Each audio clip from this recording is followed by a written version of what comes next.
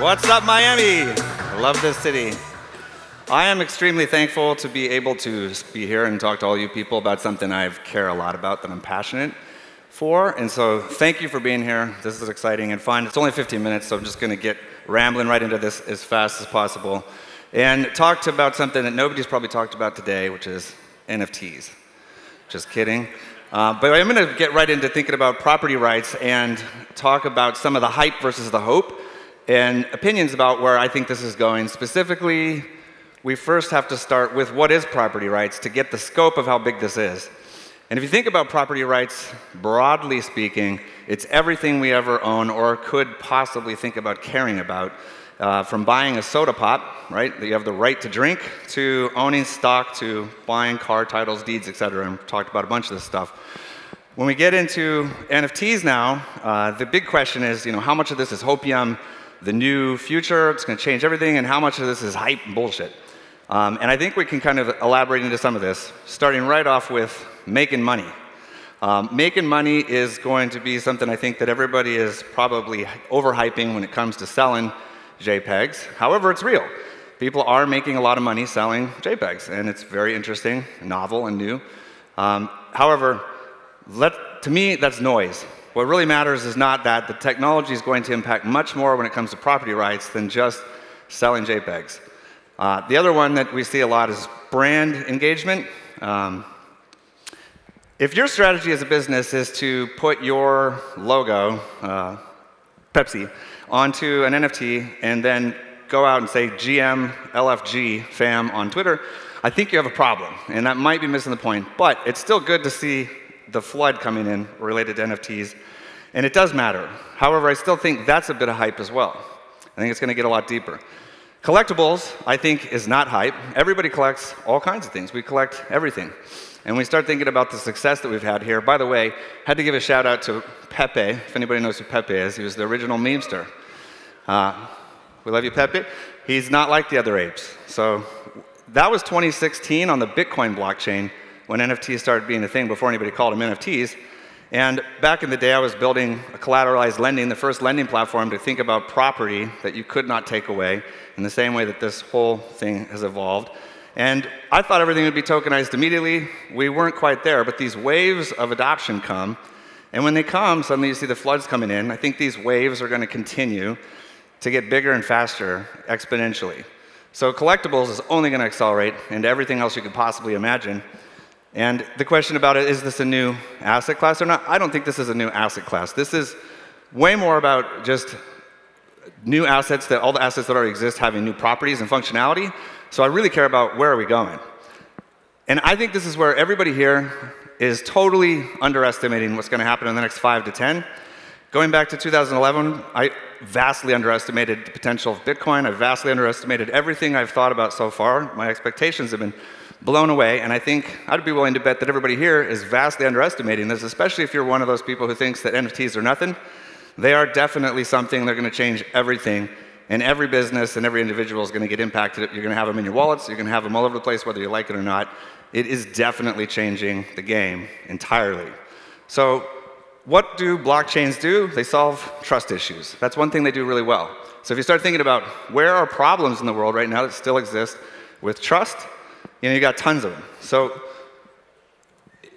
the proof will set you free, right? And this is where I really want to get into a point I want to make.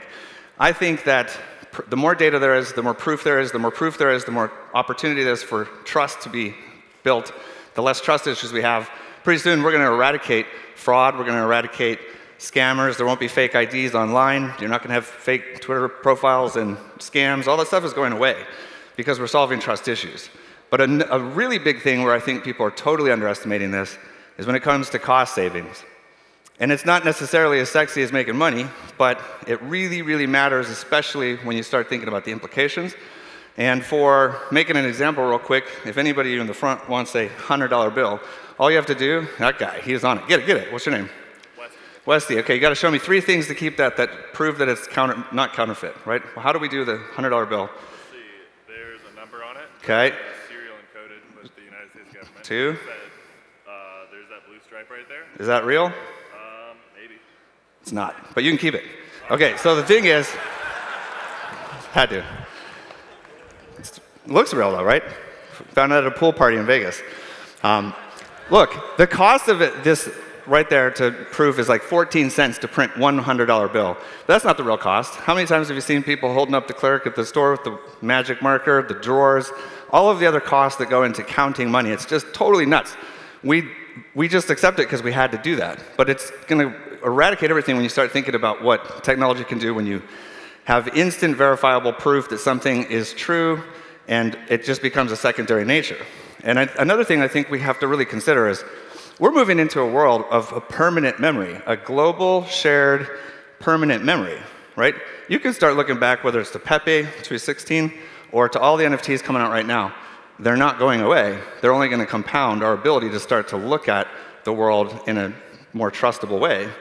That's going to change the game, and that's where exponential technology is just driving the cost all the way down.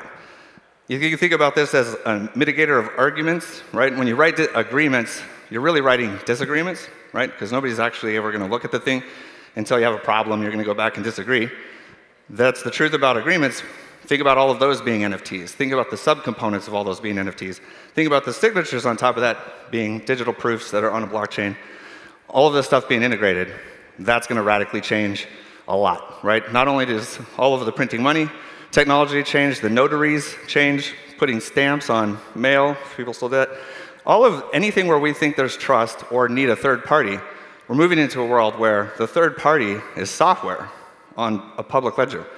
That takes all intermediaries, which is now becoming a bad word, but has always been a very important role, away. This presentation will be an NFT. Think about the intellectual property that starts to change when every Zoom call you have has the ability to just start to hash this stuff down and decide who said what when, who invented what when, and how do we turn those into NFTs in the moment. When you're in a sports game and the winning touchdown is suddenly something that everybody that's in the stadium has first rights to buy a piece of that clip, right? That's going to change the game. Receipts, buying stuff directly where the cryptocurrency goes one way, the NFT of all the inventory comes back to your wallet. You don't need an auditor or an accountant to take your paper receipt and scan it into an expense report because it's on a chain. That's going to wipe out tons of jobs. Nobody's building that yet, so it's coming though. So what are we doing about it? This is where I won't give you a shameless plug. I'll have my sales guy do it real quick. But no, I'll actually give you a shameless plug about what we're building because I think it's really cool. The truth is I think everything is going to get tokenized. Everything's going onto a chain. Every aspect of all of what we do all day long is going to be radically different in the next 5 to 10. And we're building technology to deal with the hard stuff, shared ownership.